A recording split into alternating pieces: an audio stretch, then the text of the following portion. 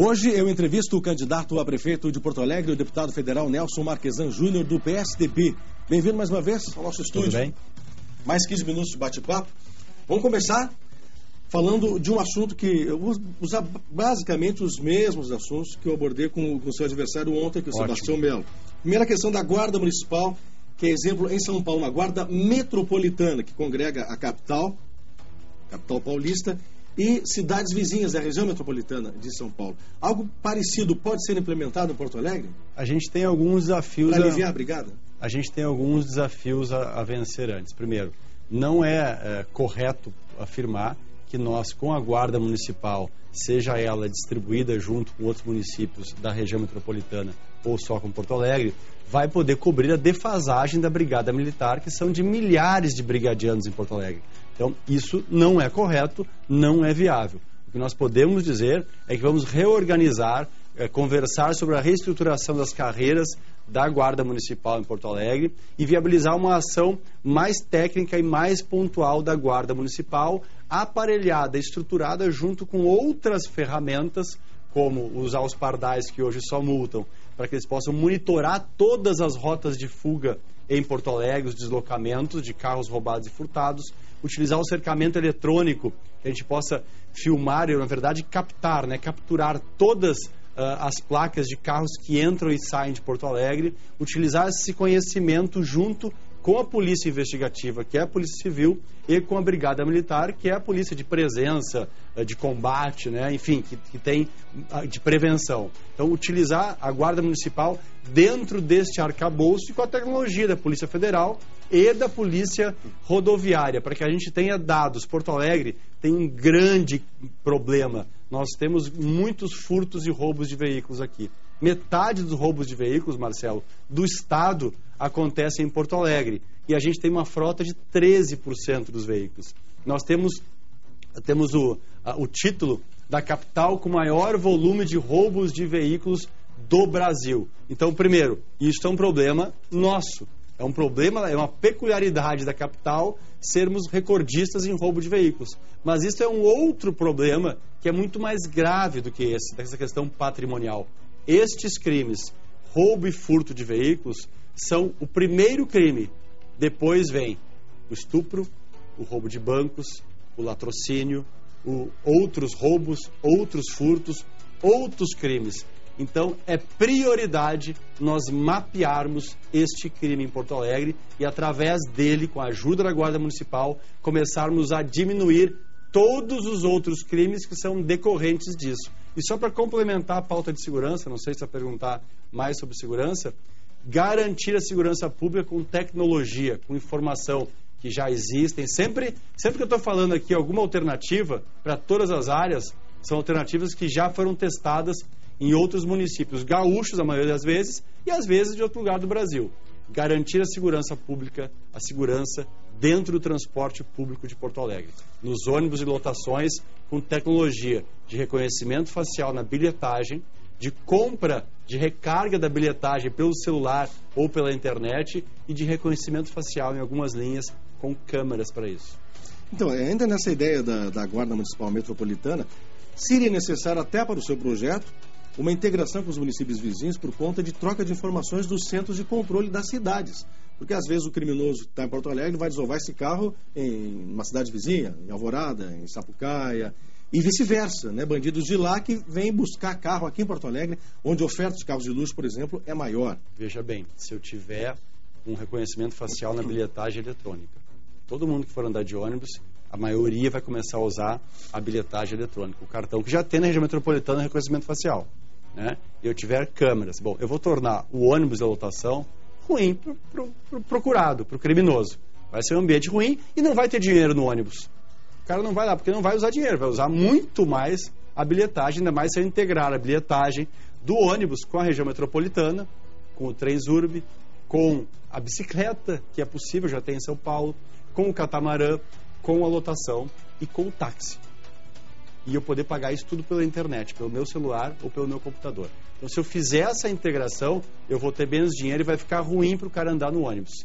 E no carro, se eu tiver o horário do roubo, a foto do cara que está roubando, o local por onde ele se desloca, quais são os pontos nevrálgicos, a foto dos principais integrantes de quadrilhas, quais são a rota dos crimes, se ele vai para um bairro e o carro desaparece, ou se ele sai por uma determinada entrada e saída de Porto Alegre e desaparece. E eu começo a mapear se o desmanche está em Porto Alegre, em qual bairro, ou em qual município, e qual horário que esse criminoso vai. E mais, se eu mapear os carros furtados, eu posso inclusive mapear os carros que são legalizados, que são da quadrilha, e que acompanham os carros roubados. Então, isso é inteligência.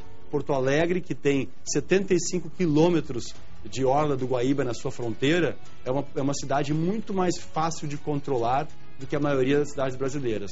E com essa tecnologia nós entendemos, Marcelo, e a partir disso, tudo que a gente conversou até agora, mais um convênio com a Polícia Civil, que não existe, mais um convênio com a Brigada Militar, que não existe esse convênio, um protocolo de ação conjunta, e estimulando, dizendo para a sociedade que o herói é o policial civil que combate ao crime, que o herói é aquele brigadiano que ajudou a desbaratar uma quadrilha. Eu acho que a gente consegue fazer um ambiente aqui ruim para o criminoso e melhor para nós, cidadãos de bem, vivermos. Só para fechar esse assunto, esse cercamento já existe em alguma outra cidade? O senhor tem conhecimento assim, e que funcione bem? Aqui pertinho, São Leopoldo já usou e demonstra que está funcionando. Saíram várias matérias, inclusive, do tempo que eles demoram para localizar um veículo roubado. São Paulo reduziu pela metade o roubo e furto de veículos com esse controle. E segundo informações da Polícia Rodoviária Federal, cada câmera custa R$4.000 por mês. É só para o cidadão entender. O Pardal hoje, ele já fotografa a tua placa. Só que ele pega a tua placa, o OCR manda para um banco de dados, e deste banco de dados, ele manda a tua multa. Ele pode pegar este banco de dados e mandar para um banco de dados, fazer a ligação com o banco de dados da Polícia Civil e da Brigada Militar, para que as pessoas, a Brigada Militar, a Polícia Civil, a estrutura pública possa saber. Este carro aqui acabou de participar de uma ocorrência. Nós temos que pegá-lo agora. Este carro aqui é roubado. Este carro aqui é furtado. Este carro aqui é o carro do criminoso X. Enfim, tu tem um mapa do crime. Tu consegue saber o horário, o local, rotas de fuga. Isso se tu não for fazer uma ação imediata para coibir aquele crime. Mas se tu quiseres, tu também pode fazer se tiver estrutura pública de policiais, tu pode fazer esse combate imediato para aquele crime. Candidato, você falou agora há pouco em ônibus. Segundo o balanço das contas de 2015 da Carris, prejuízo acumulado chegou a quase 109 milhões de reais por compromissos com financiamentos, despesas trabalhistas e contas a pagar com fornecedores. A ideia de privatizar a Carris permanece, voltou atrás, enfim, qual é a sua opinião nesse momento? A nossa ideia é muito transparente, a mesma desde o início da campanha. Ela tem em primeiro lugar, antes dos partidos, antes dos servidores, antes de classes de profissões, antes de sindicatos, antes de empresas, antes de grupos empresariais, está o interesse público. E eu fui lá e conversei com 30 ou 40 pessoas que trabalham na Carris e tenho encontrado na rua muitas delas. A gente tem conversado e tem dito que ou o próximo ou o outro prefeito, se a Carris não se organizar, vai ser privatizada por qualquer que seja o prefeito. Porque a dona Maria e seu João, que já pagam tarifas elevadas de ônibus, que tem dificuldade de comprar, às vezes, comida para sobreviver, para sua família, ela não tem por que pagar o prejuízo de 50 milhões de uma empresa mal administrada. Alguém está ganhando com esses 50 milhões. Ou é algum fornecedor, ou é algum parceiro, ou é algum amigo, ou é um incompetente que não é penalizado, que não é tirado da diretoria. Então, a Carris tem que ser uma empresa modelo, Marcelo, onde eu tenho que olhar para a tabela de custos da Carris e dizer, olha, o pneu tem tal custo. E aí eu vou olhar para a empresa privada e vou dizer, ó, tu não pode elevar o valor da tua tarifa porque tu está dizendo que o pneu custa mais do que ele custa para nós aqui na Carris.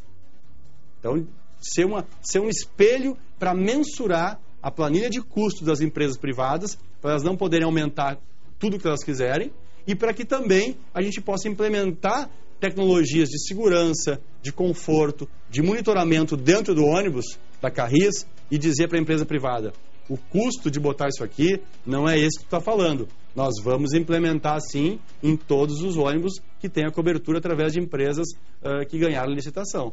Então, a Carris tem que ser este modelo, este núcleo de experiências positivas para que a gente possa tornar o transporte público mais acessível financeiramente e com muito melhores serviços de qualidade e de segurança. E aí sim, a Carris vai ser o nosso modelo, como ela já foi em algum período aqui para todo o Brasil. Ela não é hoje, então ela tem que ser modificada. E eu reitero, falei com toda a sinceridade e transparência, o interesse público tem que dizer para a Carris: te organiza, Carris, senão tu vai continuar sendo um peso para a gente carregar.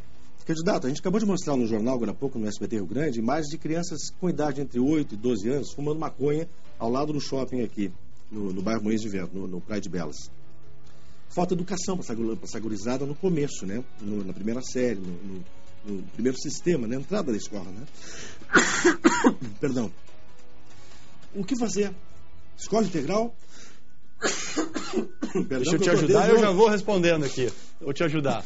Bom, isso é uma cadeia, né? A gente já teve, Marcelo, muitos problemas de crianças na rua aqui em Porto Alegre. Chegaram a ser quase 1.000. Talvez as pessoas que tenham mais idade como eu, assim, que estou fazendo 45 anos, possam lembrar, né, que a gente venceu isso. No início do governo do Fogaça, isso foi vencido. Mas a gente, infelizmente, relaxou em várias políticas públicas e em várias outras áreas. Porto Alegre não tem uma qualidade de educação boa no ensino fundamental. Então, tu não estimula a criança a ir na escola porque ela não está aprendendo lá. Tem que conversar com os professores para ser legal.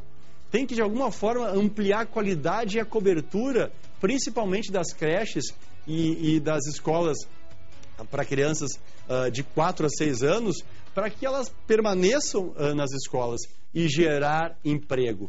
Porto Alegre é uma cidade que não favorece aquelas pessoas que querem abrir uma empresa, fazer um investimento, criar renda para a cidade. E, evidentemente, que isso reflete na mãe, que isso reflete no pai, que isso reflete na família. Porto Alegre tem ser uma cidade mais acolhedora para todos, onde todos possam realizar os seus sonhos, que são legais, sonhos legais, evidentemente. E hoje não é. Hoje ela é uma cidade tranca-rua. Tem uma efervescência cultural na nossa nascente, os porto-alegrenses gostam, praticam, temos essa atividade, mas a prefeitura tranca e a gente diminuiu muito nos últimos anos, 300%, 400% as atividades culturais. Temos entre as 3 ou 4 cidades do Brasil com a população mais empreendedora do Brasil. Mas a cidade, a estrutura pública, ela é a mais burocrática do Brasil. Então, tu não estimula o desenvolvimento de empregos e de qualidade de vida e, evidentemente, que isso afeta a questão social. Porque a pessoa, uma das portas de saída de quem está em situação de rua é o emprego. Uma das portas de saída de quem está nas drogas é o emprego. Uma das portas de saída de quem está tendo alguma dificuldade, enfim, na vida, é o emprego. O emprego é dignidade. E a gente entende que isso é um dos nossos 3 pilares: segurança, saúde e emprego. Sem desmerecer todas as outras necessidades que terão atenção, mas a gente acha que essa, com uma ação imediata da prefeitura, nos primeiros meses de governo, em 1 ano, a gente já consegue melhorar bastante a qualidade de vida dos porto-alegrenses. Muito obrigado. Eu tossi, inclusive, porque ontem eu tossi na entrevista do seu candidato para ser tudo igual, né? Só ele vai dizer que ontem eu tossi, hoje não tossi. Brincadeira, candidato. Excesso de sinaleiras na capital porto-alegrense. Você falou em tranca-rua, né? O trânsito da capital gaúcha é burocrático, né? Tem mais de 10 mil semáforos espalhados em 1.159 cruzamentos com sinaleiras. Tem o dobro que tem, por exemplo, em Campinas. Isso aí são decisões a serem revistas para deixar fluir o trânsito na capital? Na verdade, isso é uma visão, um conceito de cidade burocrática como um todo, né? Nós temos que fazer um planejamento para que tenhamos menos sinaleiras, para que as sinaleiras que existam deem preferência para o transporte público, e aí a pessoa vai... se eu tenho um ônibus, que ele é seguro, que ele tem conforto, e que eu chego antes, porque a sinaleira abre quando o ônibus ia passar, eu vou pegar o ônibus. Se eu moro no Menino Deus, por exemplo, vou ir para a PUC, né? Que é um local de trânsito, a Ipiranga, naquele horário. Se eu pegar um ônibus e demorar 15 minutos, pegar um carro e demorar 45, o que a gente vai preferir? Pegar o ônibus. A mesma coisa para ir para a Zona Sul. Se eu estou no centro e quero ir para a Zona Sul, mas a sinaleira para o ônibus O ônibus seguro, com conforto, com previsão no meu celular. Eu posso prever no meu celular, como em vários municípios, quando é que vai passar aqui. Então, precisamos realmente. Precisamos encerrar. Muito obrigado. Tá bom, obrigado, obrigado. senhor, mais uma vez.